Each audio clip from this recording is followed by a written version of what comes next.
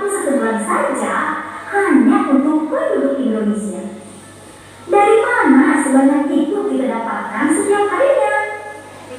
Nah, kali ini kita akan mempelajari tentang siklus air.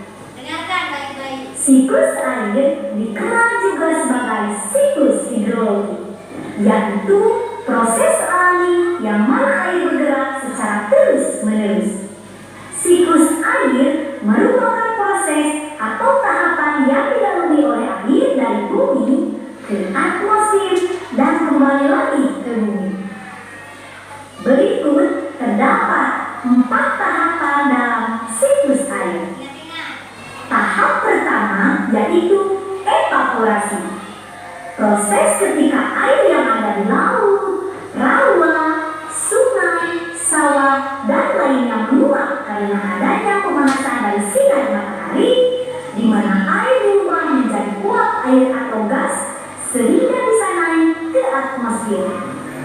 Tahap kedua, kondensasi, yaitu proses di mana berubahnya uap air di atmosfer menjadi partikel es yang sangat kecil, suhu yang rendah, di mana partikel es saling mendekat satu dengan yang lain sehingga menggumpal membentuk awan. Pada tahap ketiga yaitu presipitasi. Presipitasi dapat berupa hujan, salju, hujan es, atau embun-embun. Semakin banyak uap air yang terbentuk di atmosfer, maka tetesan air yang ada di awan akan semakin banyak dan semakin berat. Ketika awan tidak mampu menampung banyaknya air yang terbentuk, air tersebut akan berjatuhan membentuk hujan. Maka presipitasi merupakan proses air hujan yang jatuh ke bumi. Tahap yang terakhir dari siklus air yang keempat yaitu infiltrasi, yaitu proses meresapnya air ke dalam tanah. Proses siklus air ini akan terjadi berulang-ulang kali, mulai dari tahapan evaporasi, kondensasi, presipitasi, dan infiltrasi, sehingga air yang ada di bumi kita tidak akan pernah habis karena adanya proses siklus air ini. Nah, setiap anak-anak hebat ulasan ini semoga menambah pengetahuan kalian tentang proses perpindahan air di bumi. Nah, sekarang kalian sudah berdiskusi. Kita bermain melalui soal. Dibuka chatnya. Coba. Kita bermain game. Game yang ada, coba dibuka handphonenya.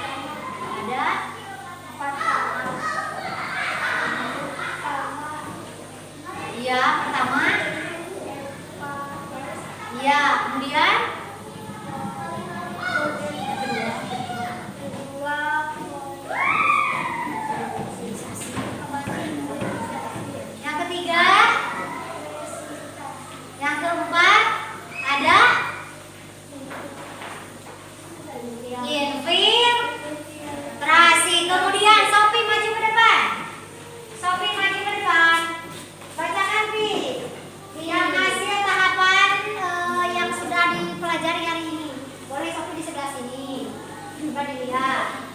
Nah, boleh. Hasil pembelajaran hari ini menurut Sofi tentang apa? Tahapan siklus air ada 4. 1. Evaporasi. 2. Kondensasi. 3. Resipitasi. Yang keempat ada Infiltrasi. iya, boleh. Silakan duduk. Terima kasih.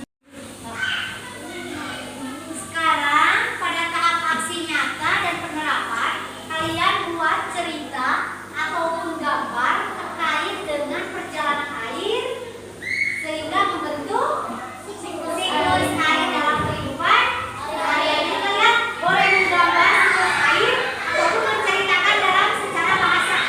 Siap? Sudah disiapkan kertas A3-nya sudah? Sudah. Ya, boleh sekarang dimulai untuk membuat aksi nyatanya.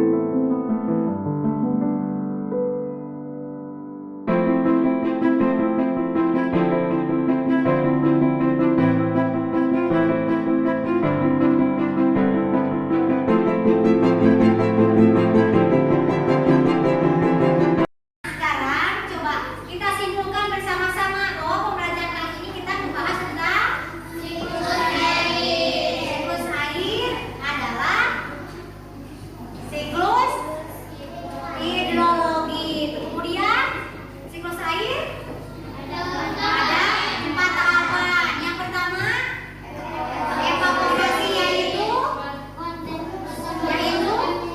menguapnya apa? Air laut, sungai, rawa oleh apa?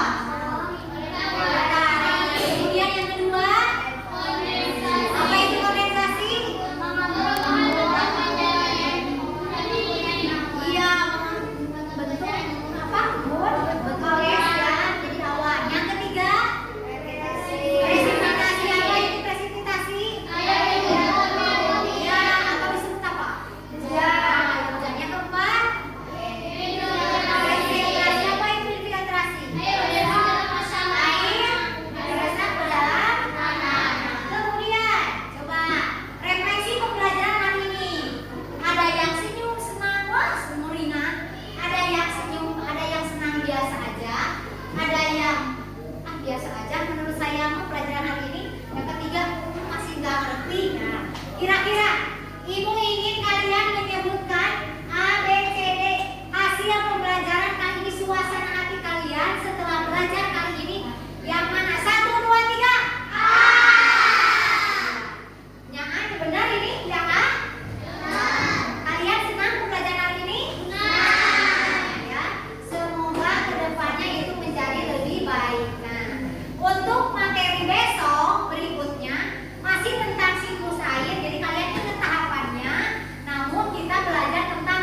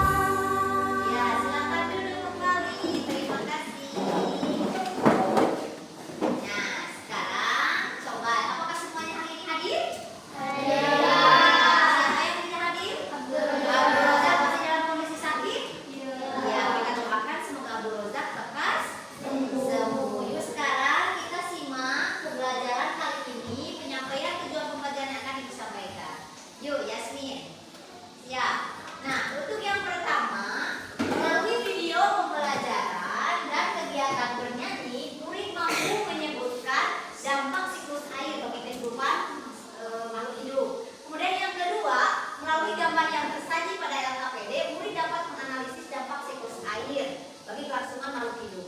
Kemudian yang ketiga, melalui video pembelajaran tentang dampak siklus air, murid mampu menyimpulkan. Kemudian yang terakhir, melalui kegiatan aksi nyata, murid mampu membuat poster tentang dampak siklus air. Nah, untuk selanjutnya di sini ya, yuk menyusun tahapan siklus air untuk membangun pengetahuan awal kalian. Ini kemarin kalian sudah belajar kan?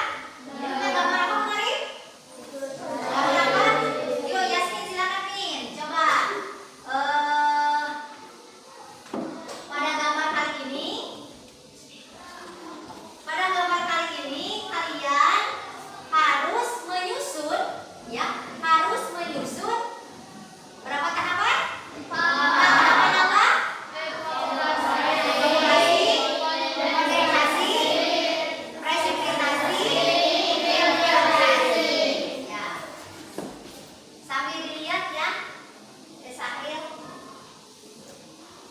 Nah, coba ibu di sini kali ini sudah menuliskan ada 4 buah kartu ya, yang harus kalian pasangkan nih, yang harus kalian pasangkan di sini. Misalkan untuk evaporasi itu sendiri ada di mana, kemudian kondensasi itu di mana, yang terakhir apa? Filtrasi dan apa? Satu lagi? Presipitasi. Yuk, siapa dari masing-masing kelompok perwakilan? 1, 2, 3, 4, acungkan tangan. 5. Oh, 6. Ya, waktunya habis. Tepuk tangan untuk teman-teman kalian semua. Nah, coba kita perhatikan. Tahap yang pertama apa? Evaporasi itu apa artinya kemarin? Air menguap oleh. Ya, apakah ini jawabannya tepat? Betul sekali. Kemudian setelah menguap ke atas berubah menjadi awan atau butiran-butiran disebut kondensasi. Kemudian setelah menggumpal banyak awannya, kemudian berubah menjadi hitam dan terjadi hujan atau disebut presipitasi. Yang terakhir, apabila turun hujan, air bagaimana? Menyerap ke dalam tanah disebut infiltrasi. Hebat kalian semua ya. Selanjutnya, menurutmu apa manfaat siklus air? Apa manfaat siklus air? Adanya siklus air apa manfaatnya? Kita bisa mandi, apalagi? Mencuci, apalagi? Minum. Mandi. Untuk apa lagi selain untuk kita? Untuk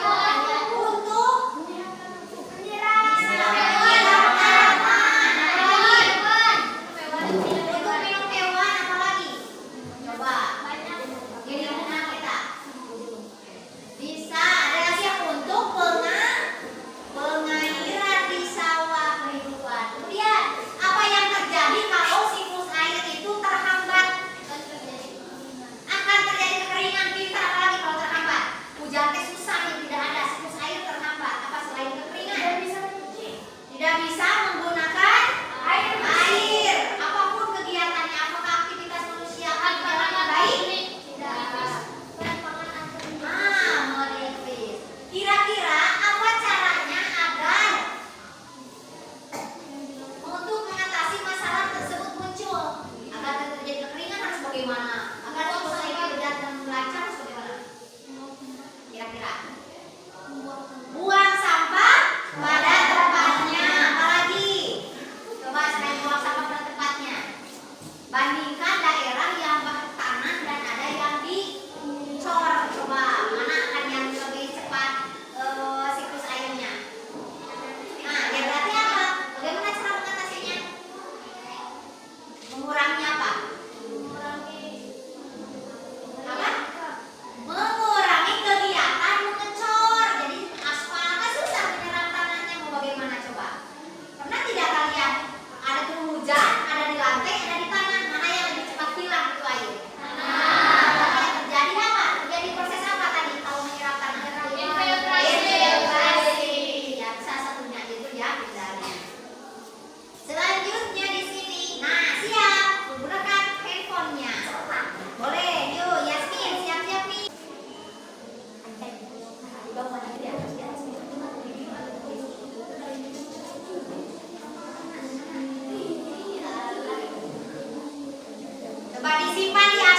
meja, disimpan di atas.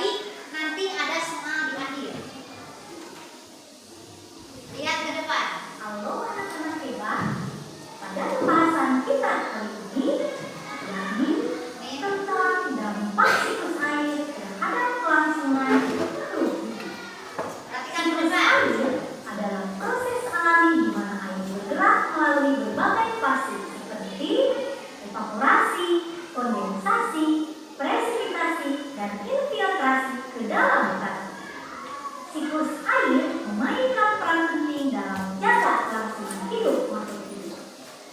Siklus air dapat berdampak positif maupun negatif bagi makhluk hidup. Berikut adalah dampak positif dari adanya siklus air. Yang pertama, ketersediaan air.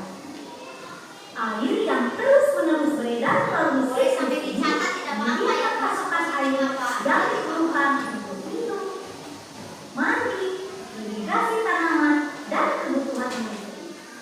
Tanpa siklus air, pasokan air akan menjadi terbatas dan menyebabkan krisis air yang serius. Dampak positif kedua, pertumbuhan tanaman. Siklus air menyediakan air yang diperlukan untuk tanaman. Hujan tersebut merupakan sumber air untuk pertumbuhan tanaman. Tanpa siklus air, tanaman tidak akan tumbuh dan berkembang dengan baik. Untuk dampak positif ketiga, yakni regulasi suhu. Siklus air berperan dalam mengatur suhu di bumi. Proses penguapan dari permukaan air seperti laut, sungai, dan danau membantu meninggikan permukaan bumi. Selain itu, hujan yang dihasilkan oleh siklus air juga membantu mengatur suhu di daratan. Faktor yang keempat, dampak positif siklus air, yaitu siklus nutrisi. Siklus air membawa nutrisi bagi kehidupan. Air hujan membawa mineral dan nutrisi dari atmosfer ke tanah yang kemudian diserap oleh tanaman. Tanaman tersebut kemudian menjadi sumber nutrisi bagi hewan dan manusia yang mengonsumsinya. Yang kelima, dampak positif dari siklus air yaitu adanya habitat dan keanekaragaman hayati. Siklus air mempengaruhi pembentukan habitat alami seperti sungai, danau, rawa, dan hutan hujan. Ekosistem ini memberikan tempat tinggal bagi berbagai jenis tumbuhan dan hewan. Tanpa siklus air, hewan maupun tumbuhan serta manusia akan terancam. Karena pada akhirnya dapat mengurangi keanekaragaman hayati dan mengancam kelangsungan hidup makhluk hidup. Meskipun siklus air memiliki banyak dampak positif bagi kelangsungan hidup, namun apabila siklus air terhambat akan berdampak negatif bagi makhluk. Di antaranya, satu, kekeringan. Pasokan air yang tidak cukup untuk memenuhi kebutuhan manusia, hewan, dan tumbuhan. Contohnya seperti perubahan iklim dan pola penggunaan air yang tidak berkelanjutan dapat mengganggu siklus air dan menyebabkan kekeringan. Dampak negatif yang kedua yaitu munculnya banjir, sehingga menyebabkan peningkatan resiko dengan hujan yang ekstrim, perubahan tata guna lahan, dan kerusakan ekosistem seperti hutan dan rawa dapat memperburuk genangan air yang mengancam kelangsungan makhluk hidup. Dampak negatif ketiga, polusi air. Siklus air dapat menjadi jalur penyebaran polusi. Air yang tercampur oleh limbah industri, pertanian,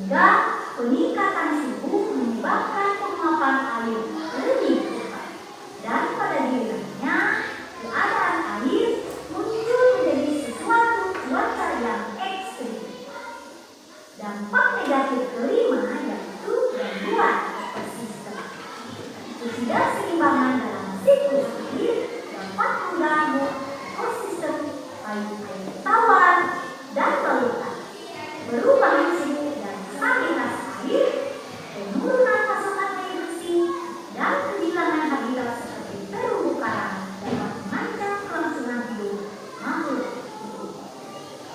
Nah, mulai sekarang Katakan apa yang sudah disampaikan tadi di video, apa saja dampak positifnya? Ketersediaan air, bagi keamanan, bagi siklus energi, keanekaragaman hayati. Sekarang kalau dampak negatifnya dari siklus air,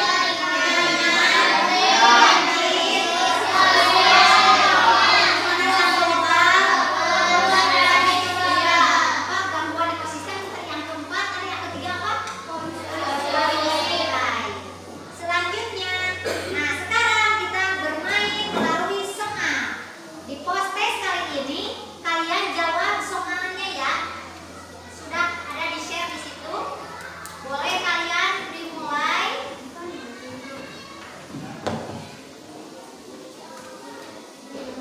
Ada yang sudah mulai?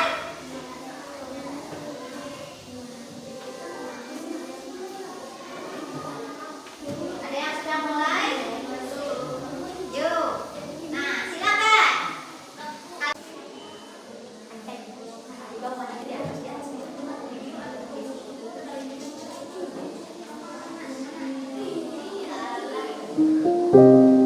Coba disimpan di atas meja.